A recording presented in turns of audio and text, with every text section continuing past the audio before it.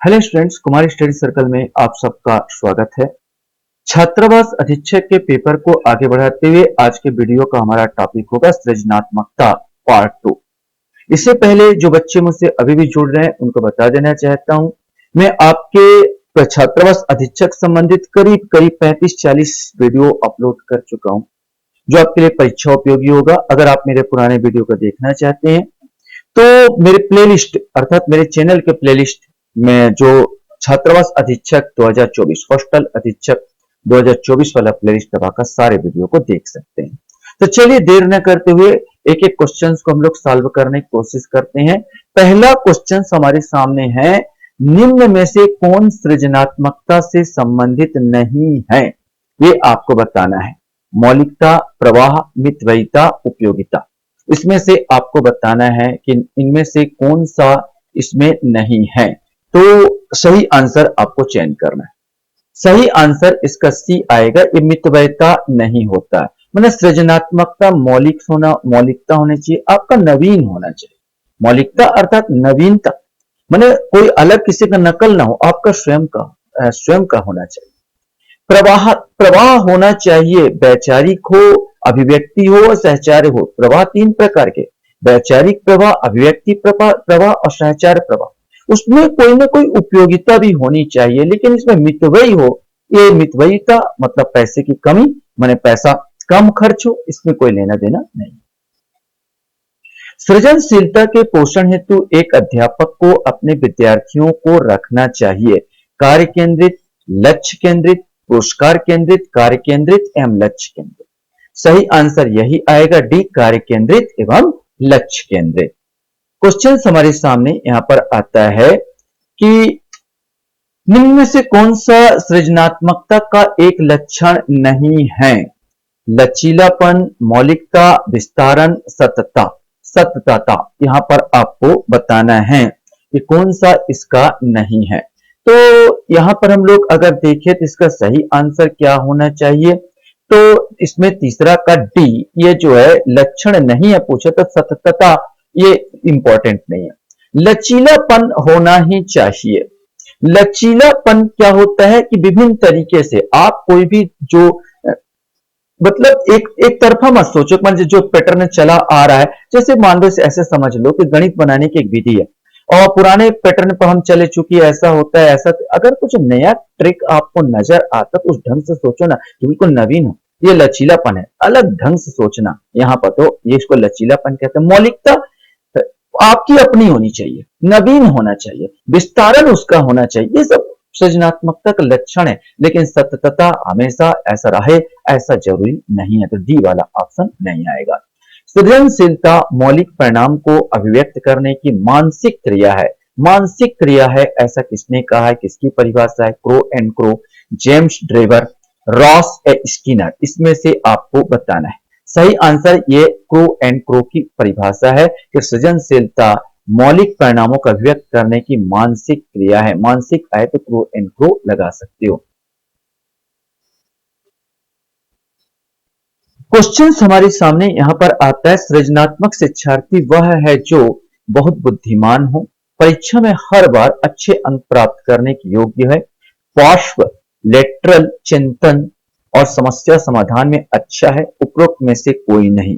इसका आंसर यही आएगा, पार्श्व लेटरल चिंतन और समस्या समाधान में अच्छा है। बहुत जरूरी बुद्धिमान व्यक्ति बहुत जरूरी नहीं को सृजनात्मक भी हो, लेकिन प्रत्येक सृजनात्मक जो विद्यार्थी होता है औसत रूप से बुद्धिमान होता है। ये तो ठीक है कि प्रत्येक सृजनात्मक जो भी विद्यार्थी होगा औसत रूप से बुद्धिमान होगा, लेकिन सब बुद्धिमान सृजनात्मक हो ये जरूरी नहीं है। तो ये तो होगा नहीं। परीक्षा में हर बार अच्छे अंक प्राप्त करने योग्य हो तो जरूरी नहीं है। यहाँ पर ये सबसे इंपॉर्टेंट है कि पार्श्व लेटरल चिंतन और समस्या समाधान में भी वो अच्छा हो। एक सृजनात्मक बच्चे में निम्नलिखित में से कौन सी विशेषता उपयुक्त में नहीं है? विचारना में स्वतंत्र, उत्सुक, सहज, अलग थलग। तो यार अलग थलग नहीं होता, वो हंसमुख होता है। ऐसा अलग थलग वाला व्यक्ति उसमें विशेषता होता ही नहीं है। वो बहुत ज्यादा उत्साहजनक होता है, उत्साहित होता है, हंसमुख होता है। तो ये डी ऑप्शन नहीं आएगा। क्वेश्चन हमारे सामने यहां पर आता है, निम्नलिखित में से कौन सी एक सृजनात्मक बालक की विशेषता नहीं है? फिर से तो कुछ विशेषता तो वैसी रह गई है, मौलिकता तो होनी ही चाहिए, उसमें विस्तार तो होनी ही चाहिए, नवीनता तो होनी ही चाहिए, मौलिकता बोलो नवीनता बोलो ये तो होनी ही चाहिए। शुद्धता, इसमें कोई जरूरी नहीं है कि शुद्ध ही हो उसका विचार, बिल्कुल शुद्धता से कोई लेना देना नहीं है, तो इसका आंसर पूछा नहीं है तो डी वाला आंसर ही आएगा। क्वेश्चन हमारे सामने यहां पर आता है, सृजनात्मकता मुख्यतः नवीन रचना या उत्पादन में है, ये किसकी परिभाषा है? स्किनर, गिलफोर्ड, स्टेन या जेम्स ड्रेवर, इसमें से आपको बताना है। सही आंसर डी आएगा, यह जेम्स ड्रेवर की परिभाषा है। ये कहते हैं नवीन रचना या उत्पादन अगर आए तो जेम्स ड्रेवर आप लगा सकते हो। सृजनात्मक मुख्यतः नवीन रचना या उत्पादन है। क्वेश्चन है, सृजनात्मकता की पहचान का मुख्य लक्षण क्या है? ये आपको बताना है। अपसारी चिंतन, अति सक्रियता, असतर्कता या बोधगम्यता। मैंने सृजनात्मक की पहचान के मुख्य लक्षण अगर बात किया जाए तो होता अपसारी चिंतन। चिंतन दो प्रकार के होते हैं, एक अभिसारी चिंतन, एक अपसारी चिंतन। अपसारी चिंतन का अर्थ होता है किसी भी समस्या के बारे में विभिन्न ढंग से सोचना, एक ढंग से नहीं, आपको विभिन्न ढंग से सोचना।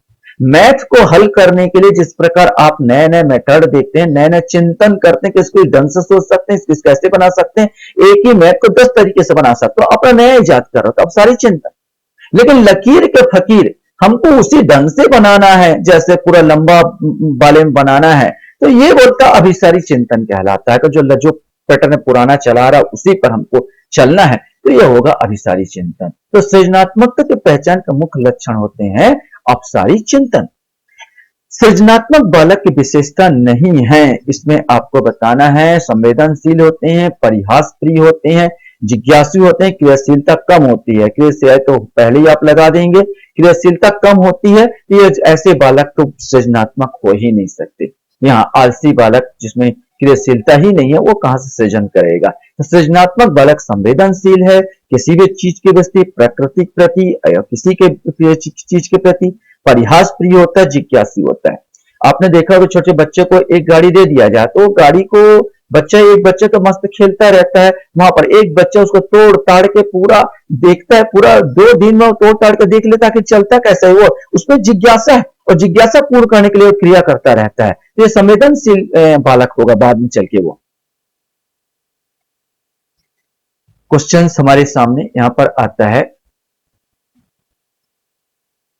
सृजनात्मकता परीक्षण के दो भागों, दो मौखिक परीक्षण एवं चित्रात्मक परीक्षण में किसने बांटा है? ये आपको बताना है।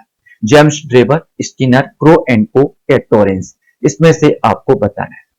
सही आंसर डी आएगा, एक टोरेंस ने इसको बांटा है, मौखिक परीक्षण और चित्रात्मक परीक्षण। टोरेंस का एक परीक्षण का एक अपना विधि निकाला था, जिसे टोरेंस का सृजनात्मक चिंतन का मिनोसोटा, याद रखें कभी पूछेगा मिनोसोटा विधि की किसने किया था, तो ये भी एक क्वेश्चन बन जाता है। मिनोसाटा विधि, ये मिनोसाटा परीक्षण इन्होंने किया था, वो भी 1966 में। 1966 में ये मिनोसाटा परीक्षण किया था। इसमें इसने 3 भाग बताए थे, प्रवाहिता, लचीलापन और मौलिकता।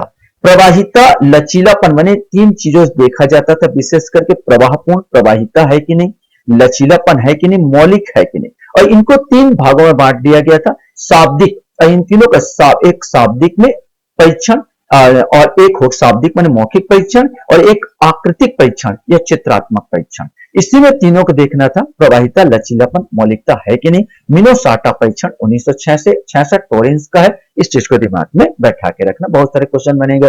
मिनोसाटा परीक्षण कब दिया गया? 1966। मिनोसाटा परीक्षण किसने दिया? टोरेंस ने। मौखिक परीक्षण और चित्रात्मक परीक्षण किसने है? टोरेंस ने, टोरेंस का है। तो ऐसे बहुत सारे क्वेश्चन यहाँ पर आ जाते हैं। टोरेंस ने और क्या क्या दिया था? ये प्रवाहिता, लचीलापन, मौलिकता का आधार पर बांटा था 2 भागों में। ऐसे करके बहुत सारे क्वेश्चन इसमें दिमाग में उठते हैं। क्वेश्चन है, निम्नलिखित में से कौन सा सृजनात्मक का तत्व नहीं है? यहां पर तत्वों के बारे में बार बार जिक्र कर रहा हूं, तभी तक याद हो गया होगा। कठोरता, प्रबोधन, धारा प्रवाहिता, मौलिकता। अब ये तो चीज आपने देख लिया होगा, धारा प्रवाहिता बार बार उच्चारण क्यों, मौलिकता उच्चारण, ये दोनों तो है, धारा प्रवाहिता भी है, मौलिकता भी है, तो ये दोनों तो आपका है। अब आपके लिए कंफ्यूजन कठोरता और प्रबोधन, कठोरता एवं प्रबोधन। अब लचीलापन अगर आपने सुना होगा मेरे बारे में, तो लचीलापन है तो कठोरता तो आएगा नहीं, तो सही उत्तर नो डाउट यही आएगा आपका कठोरता। इसका सही उत्तर तक नहीं है तो कठोरता नहीं होनी चाहिए, मैंने एक तरफा मत सोचो, कठोरता नहीं होनी चाहिए, लचीलापन इसमें होना चाहिए। लेकिन ये प्रबोधन क्या है, प्रबोधन इसमें अगर हम लोग अगर बात करें, प्रबोधन को एल्यूमिनेशंस, एल्यूमिनेशंस कहते हैं, अर्थात रोशनी अचानक। इसमें क्या होता है, इस अवस्था में व्यक्ति को अचानक समस्या का समाधान मिल जाता है।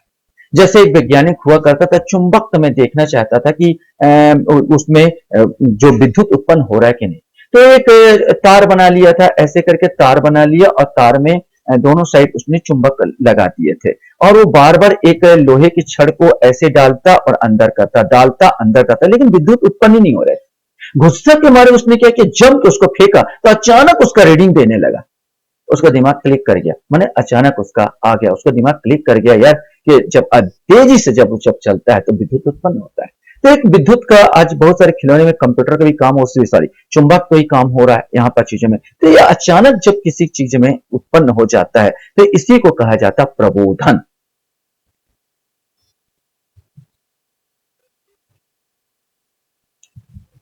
क्वेश्चन है, निम्न में से कौन सी शिक्षा प्रणाली कक्षा में सृजनात्मकता में सहायक होगी। अब इसको आपको बताना है।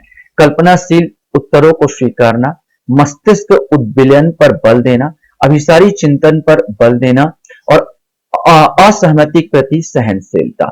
इसमें से आपको बताना है कौन सा। देखो यहाँ पर एक चीज गलत सबसे पहले नजर आ रहा, अभिसारी चिंतन पर बल देना। अभिसारी चिंतन पर बल यहाँ पर दोगे तो पूरा गड़बड़ हो जाएगा, क्योंकि हम अपसारी चिंतन पर बल देते हैं। सृजनात्मक पर, व्यक्ति पर अपसारी चिंतन पर बल देना होता, अभिसारी पर नहीं।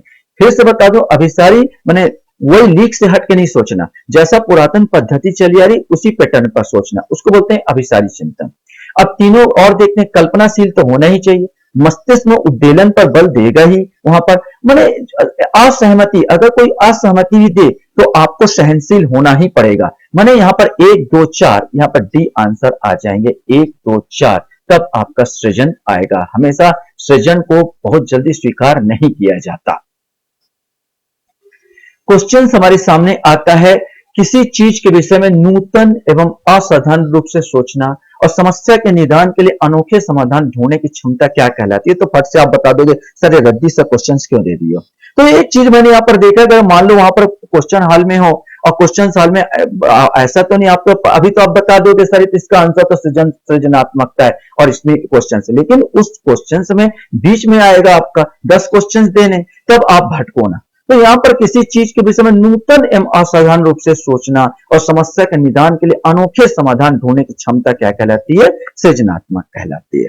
सृजनात्मक समस्या समाधान की वह अवस्था जिसमें व्यक्ति असंगत सूचनाओं पर ध्यान नहीं देता, खालिस्तान के रूप में जाना जाता है। यह आपको बताना है। तो प्रबोधन, उद्भवन, आयोजन या अनुवादक। प्रबोधन तो अचानक आता है, ये तो पहले बता दिया गया। आयोजन नहीं होगा, अनुवादक नहीं होगा, ये होगा उद्भवन। उद्भवन इसको कहते हैं, उद्भवन या उद्भवन ऐसे बोलते हैं। इनको इंक्यूबेशन कहा जाता है, इंग्लिश में इंक्यूबेशन कहा जाता है। मतलब इस वास्तव में अगर बोला जाए तो चेतन रूप से चिंतन करना व्यक्ति छोड़ देता है, परंतु अचेतन रूप से समस्या के बारे में सोचता रहता है। खाते पीते उस समस्या को सोचता रहता है, चेतन रूप से नहीं सोच रहा लेकिन अचेतन रूप से सोचता है। इसे कहा जाता है सृजनात्मक समस्या समाधान की वह अवस्था जिसमें व्यक्ति असंगत सूचनाओं पर ध्यान नहीं देता, खालिस्तान के रूप में जाना जाता है। तो उद्भवन, उद्भवन या इंक्यूबेशन, इंग्लिश में बोलूं तो इंक्यूबेशन के रूप में जाना जाता है। क्वेश्चन से, एक शिक्षिका अपनी कक्षा में सृजनात्मक विद्यार्थियों की पहचान कैसे कर सकती है। अपनी अभिसारी चिंतन की क्षमता के आधार पर, सहपाठियों के बीच उनकी प्रसिद्धि को देखकर, उनके मौलिक चिंतन करने के आधार पर, उपरोक्त सभी। अभिसारी चिंतन तो आएगा नहीं, पहला तो गलत है। सहपाठी प्रसिद्धि तो किसी भी दृष्टिकोण से हो सकती है, तो उनके मौलिक चिंतन ही सृजनात्मक होता, तो सी वाला आंसर इसमें आएगा। क्वेश्चन हमारे सामने यहां पर आता है, निम्नलिखित में से कौन सा कथन सही नहीं है। ध्यान देंगे, इसमें पूछा गया है सही नहीं है, यहीं पर आप गड़बड़ करते हैं, सही है लगा देते हैं, सही नहीं है पूछा है। सृजनशीलता किसी भी कला में एक मौलिकता होती है, बिल्कुल होती है। सृजनशीलता के लिए चिंतन आवश्यक नहीं है। इसका सही आंसर तो यही होगा, बिना चिंतन के कहां से सृजन करोगे, तो आंसर बी वाला आएगा। सृजनशीलता किसी पूरा किए गए काम का एक नया परिणाम होता है। सृजनशीलता में समाज या किसी समूह की उपयोगिता होनी चाहिए, बिल्कुल होनी चाहिए, निरर्थक वो नहीं होनी चाहिए। क्वेश्चन हमारे सामने यहाँ पर आता है, सृजनात्मक विचारक वह व्यक्ति है जो खोज करता है, नए अवलोकन करता है, नई भविष्यवाणी नए क्षेत्रों में है करता है और नए नए परिणामों को निकालता है। उक्त कथन किसका है, ये आपको देखना है। ये रटन विद्या है, स्किनर का है, गिलफोर्ड का है, स्टेन का है या बिने का है, इसमें से आपको बताना है। सही आंसर ए आएगा। ये परिभाषा किसका है, स्किनर का है।